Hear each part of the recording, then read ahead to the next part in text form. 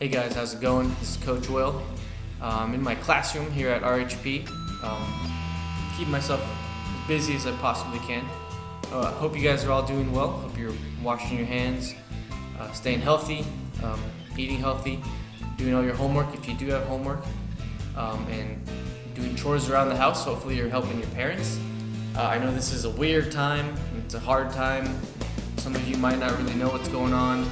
I think a lot of adults don't really know what's going on either. So just hang in there. A couple things you need to know. We have canceled KYL activities through April 18th now. We extended it. So we won't be coming back the earliest April 18th. Hopefully we do come back then. But we'll see. We'll evaluate what's going on and see what we do from at that time. We are planning to push baseball into the summer so that we do have a baseball season. So when we do come back, we are planning on doing baseball.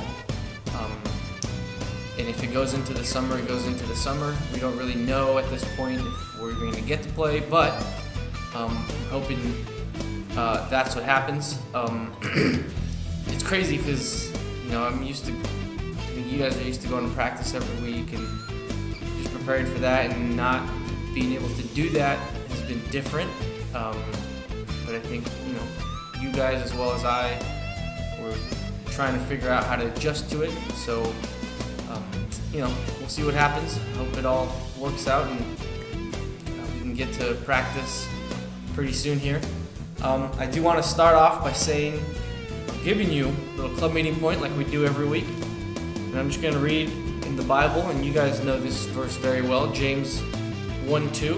We've talked about this a lot, and I think this is a perfect time to apply this because of what's going on in the world.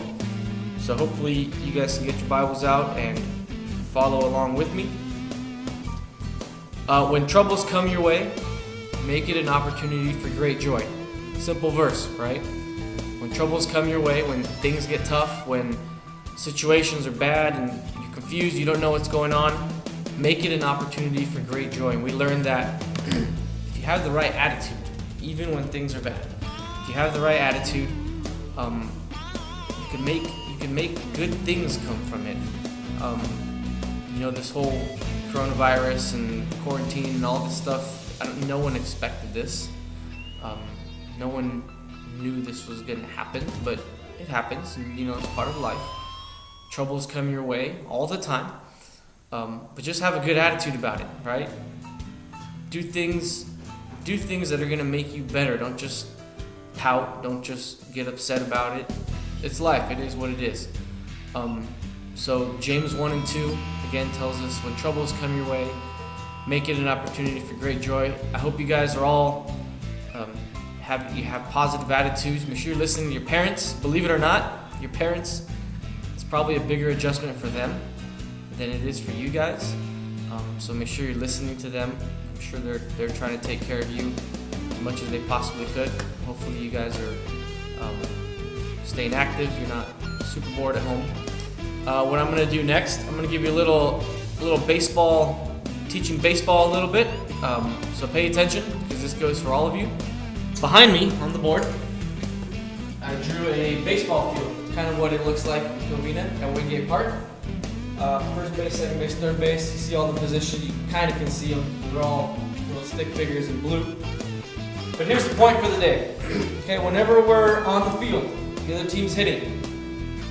Let's say they hit a ball. Anytime the ball is hit, every base has to be covered. So right now, there's a first baseman. There's a third baseman. Obviously, they'll probably cover their bases, but who covers second base, right? And that depends on where the ball is hit. So let's say the ball gets hit to right field.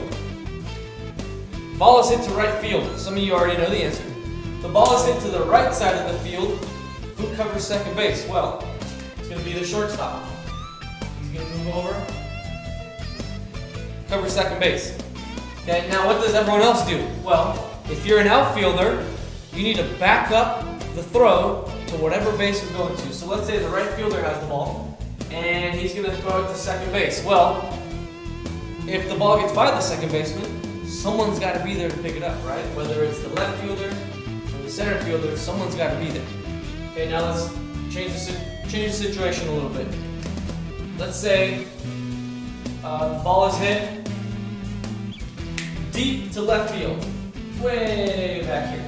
The ball is hit to left field. Who covers second base? It's going to be the second baseman, right? Second baseman will cover the base. That means the shortstop does what? Some of you might know. Shortstop is to get out here and be what we call the cutoff man. The cutoff man. So he's going to be about a little more than halfway from the ball to the base. Left fielder is going to come pick it up.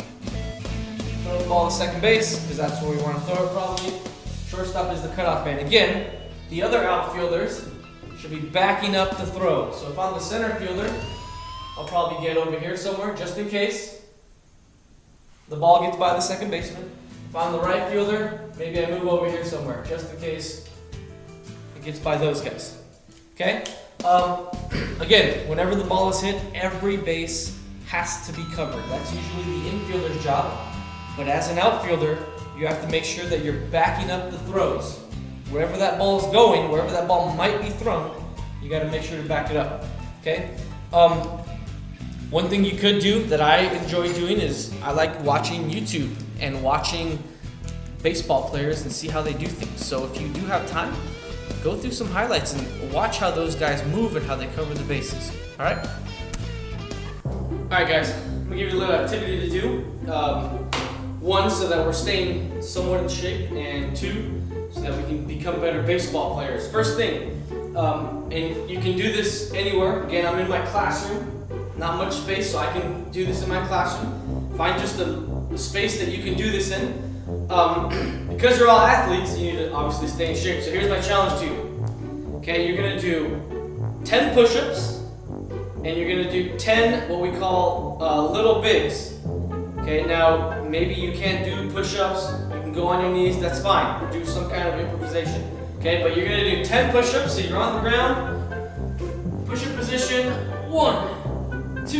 You're doing 10 of those. I won't do all 10 because it's going to take too long. After you do 10, you're going to do what we call little bigs. So you're going to get on your back. You can have a ball, whatever you want. This is big. This is little. Big, little. Again, you're going to do 10 of those. Hopefully that'll give you a 6-pack. We'll see. And you're going to do that as many times as you can. So some of you guys might be able to do like 100. Some of you might only be able to do 10, but I want you to try it and keep getting better, right? We've got a month off here. You might only be able to do 10 now, but after a month, maybe you can do 20 or 30, okay? But see what you can do. Try to get better. Baseball-wise, all of you can do this, okay? Now I have a baseball. You can use a tennis ball. You can use any kind of ball. I've seen kids do this with oranges. You can use anything that you can possibly find that's round, okay? And this is going to work on our catch to hand release. So when you catch the ball, we've talked about this, when you catch the ball, you want to be able to bring the ball to your throwing hand as fast as possible, right? It's not catch the ball, take your time, look for the ball, and then come to your throwing hand.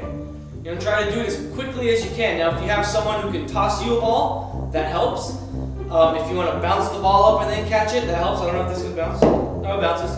So you can do it a couple different ways. Toss it up to myself, catch, boom, ready to throw. Okay, so you catch the ball, come to your throwing position. I bounce it up, catch, throw. Catch, throw. So if you just work on that every day, do that for about 5 to 10 minutes, it'll help you so that when we do get back to baseball, we're ready to go. Again, guys, stay safe, keep yourselves healthy. If you need anything, you have my number, you can contact me. Hopefully see you pretty soon.